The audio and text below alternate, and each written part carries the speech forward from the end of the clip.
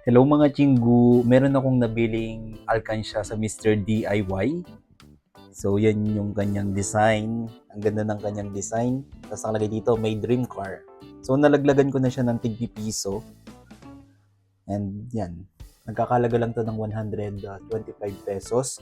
Tapos sobrang bagay na bagay siya dito sa room ko. Talagang ang ganda niyang tignan. Ang sarap sa matang tignan nitong alkansya na to.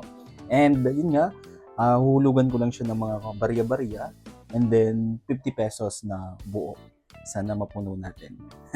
Sana hindi ako ma-attempt na buksan to kasi nakakahinayang ang ganda ng quality. Anyways, meron naman siya dito yan, tornilyo.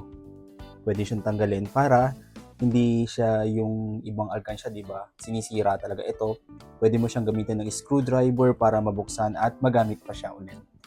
And yan, tara, laglagan natin ng coins. Dali lang. Laglagan ko siya ng coins. Yan. Pambili daw ng one dream car. Sana all.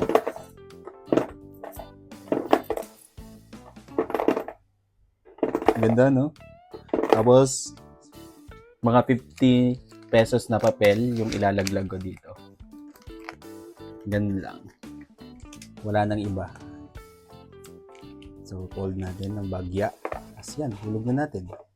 Tadan. Ganyan siya, guys. Ganda.